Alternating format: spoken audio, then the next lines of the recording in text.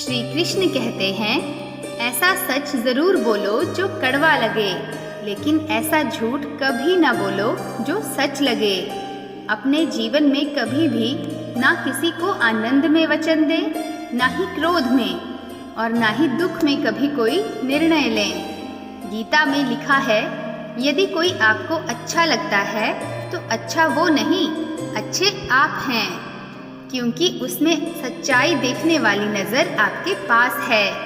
अपनी पीड़ा के लिए संसार को दोष मत दो, अपने मन को समझाओ। तुम्हारे मन का परिवर्तन ही तुम्हारे दुखों का अंत है। सोच और नीयत अच्छी रखिए, फिर आपके कष्ट प्रभु स्वयं दूर करेंगे। लोग अपने शरीर को सुंदर बनाने में लगे रहते हैं, पर आत्मा की सुंदरता शरीर की सुंदरता से कहीं ज़्यादा महत्वपूर्ण है। शरीर तो नश्वर है, मिट्टी ही तो है और मिट्टी में ही मिल जाता है, पर आत्मा अमर है, इसलिए आत्मा की सुंदरता पर ध्यान देना चाहिए। बहुत विनम्रता चाहिए रिश्तों को निभाने के लिए। छल कपट से तो सिर्फ महाभारत रची जाती है। इंसान की सोच ही उसकी सबसे बड़ी पहचान है, वरना दुनिया में एक नाम के कई इंसान हैं। उस इंसान का मंजिल से भटकना तय है जिसकी संगत में नकारात्मक लोग रहते हैं। समय एक सा नहीं रहता है, आज दुख है तो कल सुख भी आएगा, और सुख के बाद दुख भी आना स्वाभाविक है। आपको पूरे धैर्य और श्री कृष्ण पर विश्वास के साथ अपना जीवन निर्वाह करना चाहिए। यह सब चीज़ अभी से छोड़ दीजिए। दूसरों को खुश करना, दूसरों से उम्मीद करना, अपने भूतकाल में जिंदगी जीना, अपने आप को किसी से कम और ज़्यादा सोचना, तभी आप सबसे बेहतर जिंदगी जी पाएंगे। आजकल किसी के गुणों से ज़्यादा उसके रंग और कपड़ों को देखा जाता है, पर याद रखना, एक दिन रूप, रंग और कपड़े तो धोखा दे ही जाते हैं, पर जिसमें गुण है वह हमेशा साथ निभाएंगे। जो व्यक्ति किसी के चेहरे पर हंसी और जीवन में खुशी लाने की क्षमता रखता है, ईश्वर उसके चेहरे पर कभी हंसी और जीवन में खुशी कम नहीं होने देते। जब धन कमाते हैं तो घर में चीज़ आती है, लेकिन जब किसी का आशीर्वाद कमाते हैं तो धन के साथ खुशी, सेहत और प्यार भी आता है। धन से ही नहीं, मन से भी अमीर बने, क्योंकि मंदिरों में स्वर्ण कलश भले लगे हों, लेकिन नतमस्तक पत्थर की सीढ़ियों पर ही होना पड़ता है। भरोसा जीता जाता है, मांगा नहीं जाता। ये वो दौलत है जिसे पाया जाता है, कमाया नहीं जाता। अगर कोई मनुष्य हमारे साथ बुरा कर रहा है तो करने दो, यह उसका कर्म है, और समय उसके कर्म का फल उसे अवश्य देगा। लेकिन हमें कभी भी किसी के साथ बुरा नहीं करना चाहिए, क्योंकि यही हमारा धर्म है। अगर आपकी समस्या एक जहाज की तरह बड़ी है तो भूले नहीं कि प्रभु की कृपा सागर जितनी विशाल है। अहंकार में धन, वैभव और वंश तीनों चले जाएंगे। विश्वास ना हो तो रावण, कौरव और कंस को देख लो।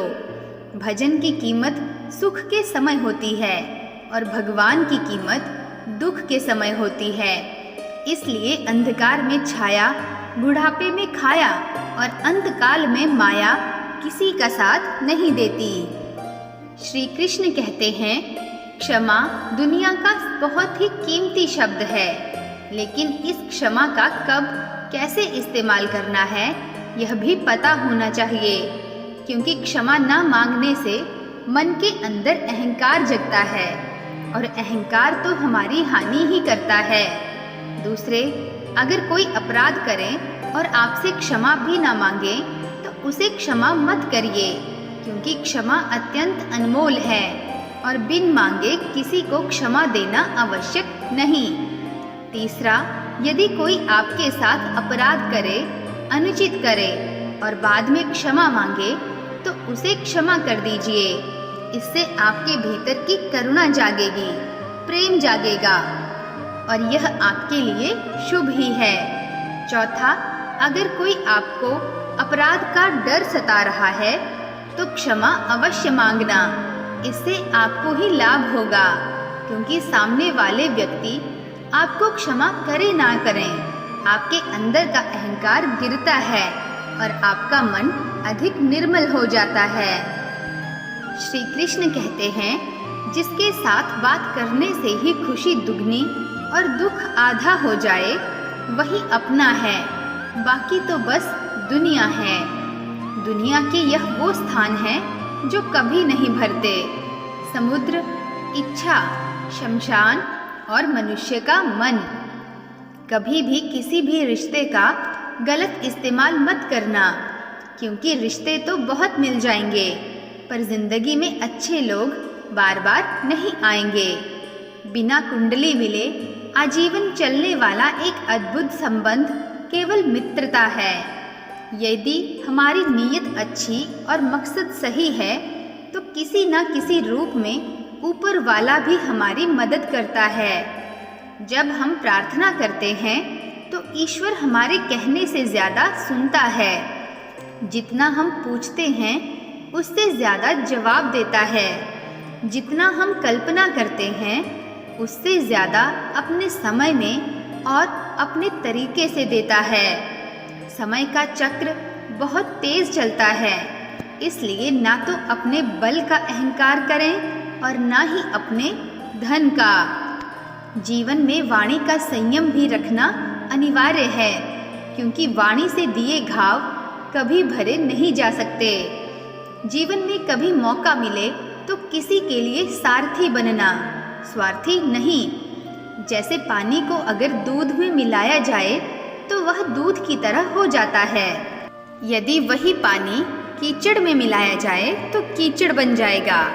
ठीक ऐसे ही मनुष्य के जीवन में भी होता है। यदि एक गुणहीन व्यक्ति गुणवानों की संगत में बैठे तो उसे भी गुणवान समझ लिया जाता है और सम्मान का पात्र समझा जाता है। और यदि एक गुणवान व्यक्ति गुणहीन व्यक्ति की संगत में बैठता है तो उसे तिरस्कार मिलता है। इसलिए अपने जीवन में संगति सोच समझकर और सावधानी से बनाएं। जो मेहनत करने के बाद भी सपने पूरे नहीं होते तो रास्ते बदलें, सिद्धांत नहीं, क्योंकि पेड़ भी हमेशा पत्ते बदलते हैं, जड़ें नहीं। गीता में साफ शब्दों में लिखा है कि निराश मत होना, कमज़ोर तेरा वक्त है, तू नहीं। जीवन में कितना भी बुरा समय आए लेकिन हमेशा परिवार के साथ रहें, क्योंकि सुख आएगा तो बढ़ेगा और दुख आएगा तो बंटेगा। जब इच्छा की पूर्ति हो जाती है तो वह लोभ को जन्म देती है। जब तक वह संतुष्ट नहीं होता तो क्रोध का जन्म होता है। काम, लोभ और क्रोध तीनों के प्रभाव में आकर मनुष्य पाप करता है। बोलना तो सभी जानते हैं, लेकिन कब और क्या बोलना है यह बहुत कम लोग जानते हैं। जो केवल अपना भला चाहता है वह दुर्योधन है, जो अपनों का भला चाहता है वह युधिष्ठिर है, जो सबका भला चाहता है वह श्री कृष्ण है। इस दुनिया में कोई भी ऐसा व्यक्ति नहीं है जिसके पास समस्याएं ना हो, और ऐसी कोई समस्या नहीं है जिसका कोई समाधान ना हो। कुदरत ने दो ही रास्ते दे रखे हैं, या तो देकर जियो या तो छोड़कर जियो। अपने साथ ले जाने की कोई व्यवस्था नहीं है, लेकिन फिर भी मनुष्य समझता ही नहीं है। याद रखना, भगवान से कभी उम्मीद छोड़ना नहीं और दुनिया वालों से कभी कोई उम्मीद रखना नहीं। उस प्रेम पर विश्वास मत करो जिसमें भगवान श्री कृष्ण भी हार गए। उस मित्रता पर गर्व करो जिसमें गरीब सुदामा भी जीत गए। परमात्मा सभी को एक ही मिट्टी से बनाता है, बस फर्क इतना है, कोई बाहर से खूबसूरत होता है तो कोई भीतर से। तो दोस्तों, इस वीडियो में बस इतना ही। मिलते हैं जल्द ही एक नए ज्ञानवर्धक वीडियो के साथ। तब तक अपना ख्याल रखिएगा। जय श्री कृष्णा। धन्यवाद।